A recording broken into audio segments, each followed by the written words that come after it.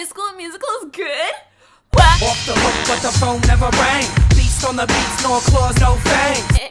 Hello! November is over. It's December. I read 4! I read 4 books last month. The Toll, Cursed, Coral, and Katytastic's new book that I can't talk about. I saw, as always, lots of TV and lots of movies. I've been watching Watchmen. I finished Fleabag. I've been watching High School Musical. Of course, I watched High School Musical again for the first time in over 10 years, and wow, that was a ride. It's time for Stories 8. Wow!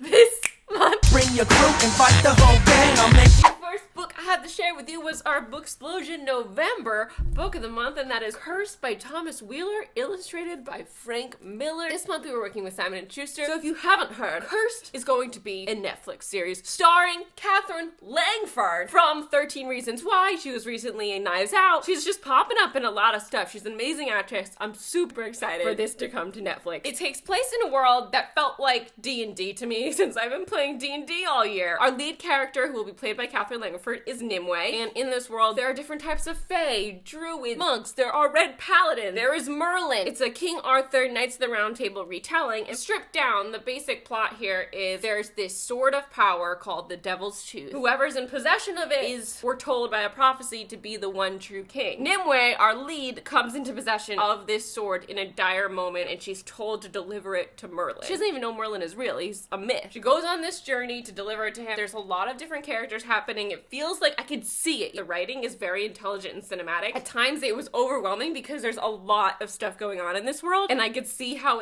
it's going to translate so well visually, because there's just things that when you see them, you remember them more, but when all this jargon is new to you, it's harder to keep track of it. I'm not familiar with the Merlin, King Arthur, Knights of the Round Table. If you know those stories and know that mythology, I think you'd get so much more out of this book, and I'm bummed that I didn't, because there's a lot of references, I think, to all those myths. I was swimming through it trying to be like, okay, so this is this and this is this, but I didn't get the references like, oh, I see what you're doing over there, you know? But now that I've read it, I feel like it's gonna sink in, and when I watch the show, it's gonna make the show that much better for me. If you missed it, we had a whole discussion about it on our BOOKSPLOSION live show. I'll leave a link to that in the description below. BOOKSPLOSION, a monthly book club where we all read a book together every month, and then have a live show discussion where we chat live with you guys. Next month, we're reading A Curse So Dark and Lonely by Bridget Kemmer. You should join us. Link is in the description. I did the audiobook for Curse. Katherine Langford actually narrates it, which was really fun. I pictured her hardcore throughout the whole thing. After I finished, during the BOOKSPLOSION live show, we went through who has been casted so far as the different characters, which was so fascinating after having read the book and pictured them just in my mind. If you don't know, I'm an Audible affiliate. My link's in the description below. If you use it, you can get your first book for free. So you can use it and get Curse for free if it sounds like it's up your alley. The first movie I saw this month was Frozen 2. I think we all had great expectations for this, and it did not let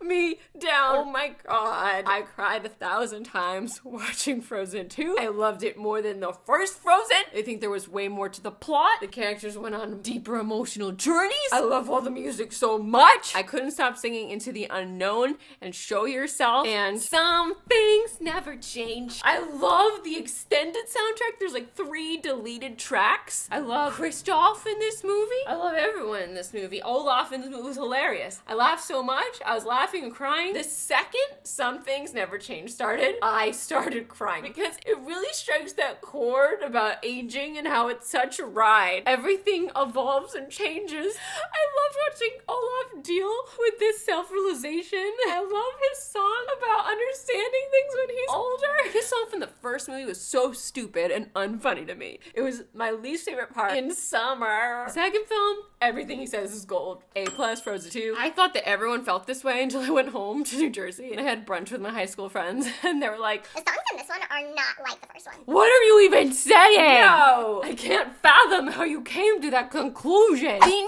next book that I read this month was Coral by SARA.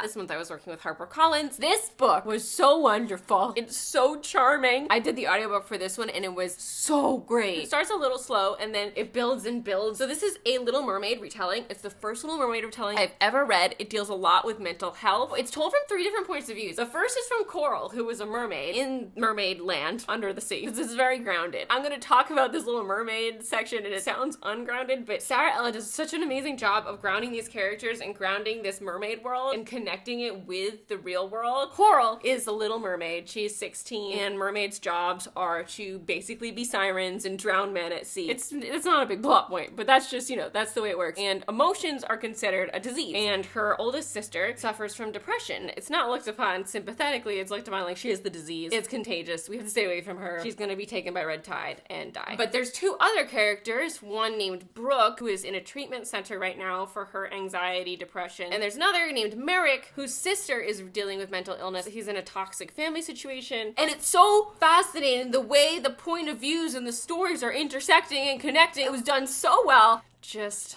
really, really enjoyed it. If any of this sounds interesting to you, definitely pick it up. The link is in the description below. Disney Plus started this month. We have to talk about Disney Plus. Everyone's so excited about Disney Plus, and I turned it on, and the only thing I see there that I'm interested in is High School Musical because everything else is just movies that I've already seen. I didn't want to get it for a little bit because I was like, I don't need this. There's only 2 shows on it. I ended up getting it and caving because I can't not have a streaming service. So the first and only thing that I watched the first couple of weeks was High School Musical, the musical. I'm getting a kick out of it because they're filming it like The Office, but it really doesn't suit itself to that. There's talking heads, but I think they're kind of confused about what they're doing with the talking heads. But I like it. I like the drama happening. It's sweet. It's weird because they've casted like actual high school age students and everyone looks so young, which is great. But we've gotten used to seeing people in their 20s be people in high school and they look older. Now they actually look their age and it's like, whoa, youths. I'm watching the youths make out. What's annoying about Disney Plus is the week-to-week schedule right now. I really think, especially High School Musical is not a week-to-week show. It's a binge show. Every episode ends just as it's getting started and I'm like, excuse me, the drama just started happening and you cut me off and I'm not amused. Things start to roll and they're like,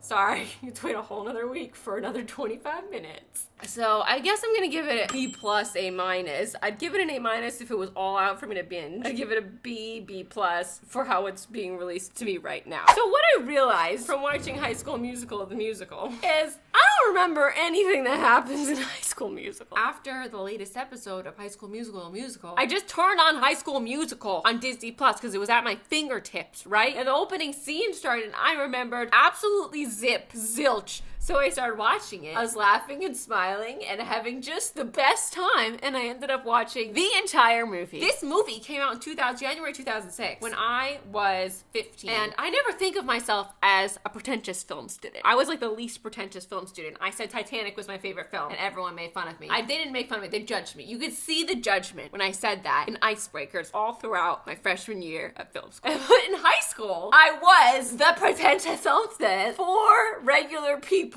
I was the pretentious film student. I was like, too cool to appreciate that High School Musical is one of those movies that's cheesiness just adds to why you love it. The way it's so over the top and dumb sometimes is what makes it beautiful. That's what makes it beautiful. That's what makes it the enjoyable experience it is. And I couldn't appreciate that until this viewing. My first viewing was like, ew, why do people even like this? It's horrible. This is horrible cinema. Why are we making such a big deal about this kid who plays basketball who wants to be in the play? Like, just be in the play! But now I see how much fun the choreography is. Kenny Ortega was killing it. The moral of the story is, I'm gonna watch all the High School Musicals again. It's time for me to re-experience this with new eyes. Everything in retrospect is so different, and everything with 10 more years of living on Earth feels different. So my rewatch of High School Musical, I give High School Musical an A-.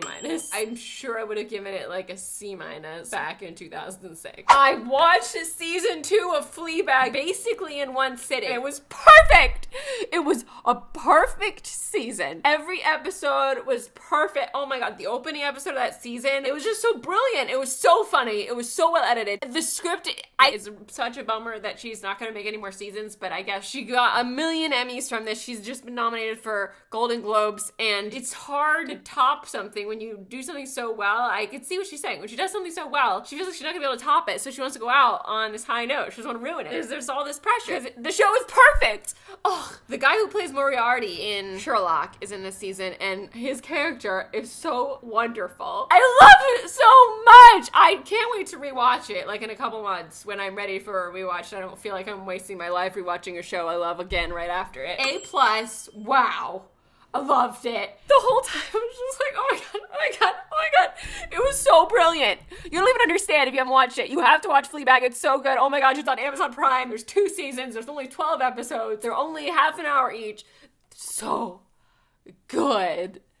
That is all. There's a new Watchmen show called Watchmen on HBO. I saw the Watchmen movie and the Watchmen graphic novel my freshman year of college or something. Everyone was talking about it because the movie was coming out, and I tried to read it and I didn't like it. And then I watched the movie and I tried to like it. I did not like it. I'm not a big fan of Zack Snyder's style, and that's what that movie was. When my boyfriend wanted to watch the Watchmen TV show, I was like, you know, I'll watch the pilot with you, but I'm really just not a huge fan. John is a huge fan of Watchmen. He loved the graphic novel and he loved the movie. Watch the first episode. It's fantastic. I'm so engrossed in it. It's so weird and it's done so well. And then the first credits come up and it's like written, directed by Damon Lindelof, and I was like, oh, so I'm gonna love this. I don't know if you guys know, Damon Lindelof and Carlton Cuse were showrunners for Lost. God, it's so good. There's like 1 or 2 episodes left, and I am so excited to watch them. It feels like Lost. It's that kind of storytelling. I've given it an A+.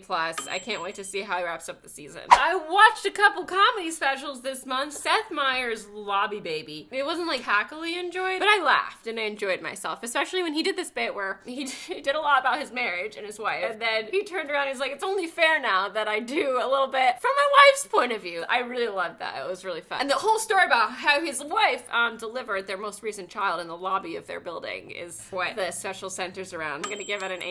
And then I watched ILIZA Shelsinger's Unveiled, and it was fantastic. Every special that ILIZA has done, I've loved more than the previous one. The set centers around marriage and the traditions that come with marriage. I watched this at like midnight to 1 a.m. in bed. I was like, let's watch a little bit of this before sleep. And then I'm like, oh snap, I guess I'm watching the whole thing because this is great and I cannot turn it off. That gets an A. On one of my breaks this month, I tried to watch this Netflix movie, Holiday in the Wild, with the lady from Sex and the City and Rob Lowe.